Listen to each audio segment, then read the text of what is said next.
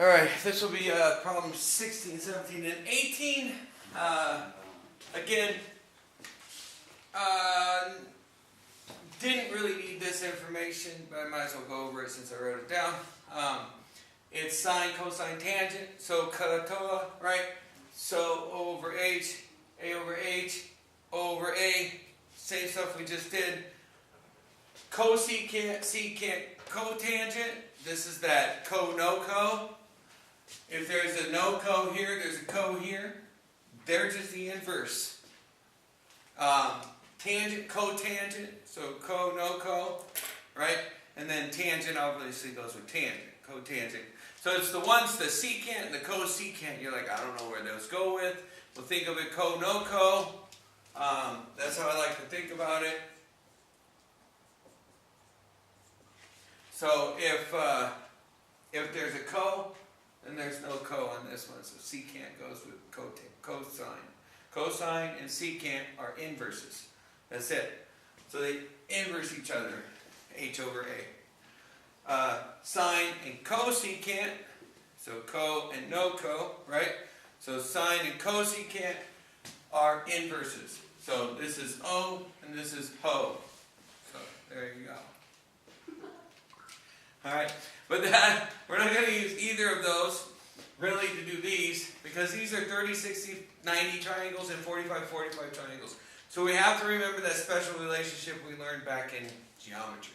Special relationship is that the side, right, the short side of the 30, 60, 90, or the side opposite of 30, right, is x. Then you have to remember that the leg is going to be x square root 3, and then this is going to be 2x. And if you have trouble with it, you remember it's a squared plus b squared equals c squared, and you can refine the relationship.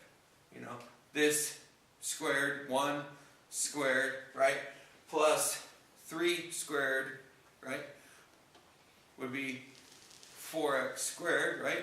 And then what's 2 squared? 4x squared. So if I squared this, it'd be the same as adding these two squared. So that's kind of a way of just doing it in your head, making sure you wrote it correctly. However, that doesn't help you if you write it like that. So, that's a mistake. So you just have to remember the smaller one goes with the smaller side. Does that make sense? Yeah. Okay. So then you have, this one's pretty easy to remember. You got x and x because they're both the same, right? 45, 45 has basically half of a square, okay?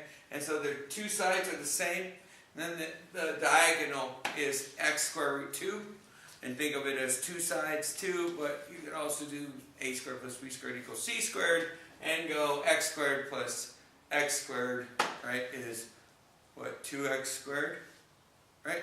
And then if I square root it to find this other side, then I get x squared square rooted is x, and 2 square rooted is, well, square root 2. So x square root 2. Pretty simple. That was a lot of this, and you probably want me to do this. So let's move on. Right? I don't know if you understood any of that, but you can rewind it and listen to it all you want.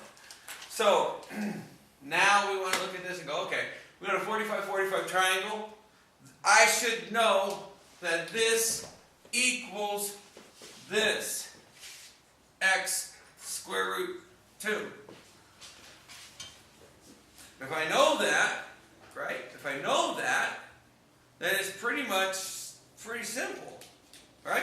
Now I just divide by square root 2, divide by square root 2, right? And done, except for the ugly fact that you can't have x equaling 150 over the square root of 2. We actually have to multiply both the top and the bottom by the square root of 2. And when we do that, we get 150 square root 2 over 2, right? But then 2 goes into 150 how many times? Very good, 75 times. You guys are on a roll. Let's do it. So, that's not too bad. Hey, if that's 75 square root 2, then what's this side? Yeah, pretty. 75 square root 2 because they're the damn same. What? Okay, so pretty easy. Alright, and then this side is 175 square root 2, right? Think of that. If we were to give this and get 75 square root 2, right?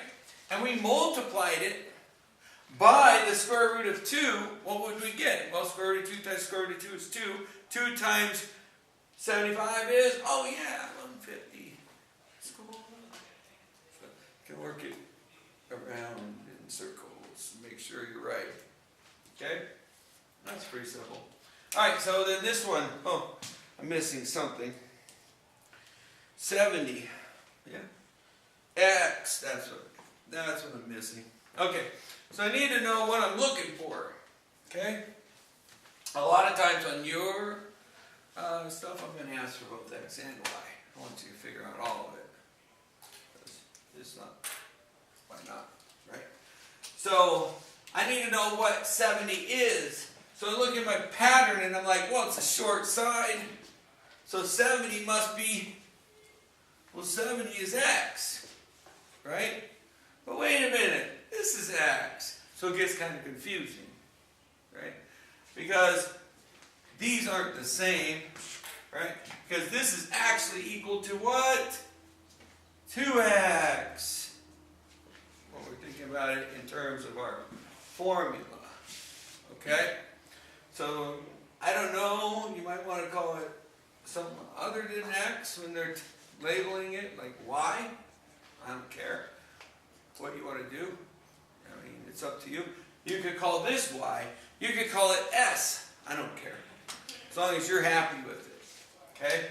But you need to be able to go, okay, I know that this is X and this side is 2 of these. And it's pretty simple. If it's 2 of those, how big is this hypotenuse? Right? Now here's the hard one. How big is this side? It's not hard, I was joking. It's 70 square root 3. Remember this stuff? I pounded in your head last year. This is easy. I just have to know X. Once I know X, I know everything. I just plug it in. 2X and X square root 3. Every single time. Simple. Okay? Now in this case, I don't know X. But what do I know? I know this. That's the easy one. Because this is equal to 2X. And this is X, so this has to be 5. It's half of that. Well, that's not hard. What is X then? 5 square root 3. Bam. Cake. All we're doing is plugging it into this formula. Right? We're just saying we're going to give this short side X. This long side is going to be 2X. Or actually X square root 3. Sorry. And the longest side is 2X. So the hypotenuse is always 2X. So this 30, 60, 90 triangle, you just have to get memorized on, there are always 2 of the short side, and then the medium side is always the short side, square root 3. Whatever the short side is, square root 3. Okay? That's it. I can make these all day. They should be cake.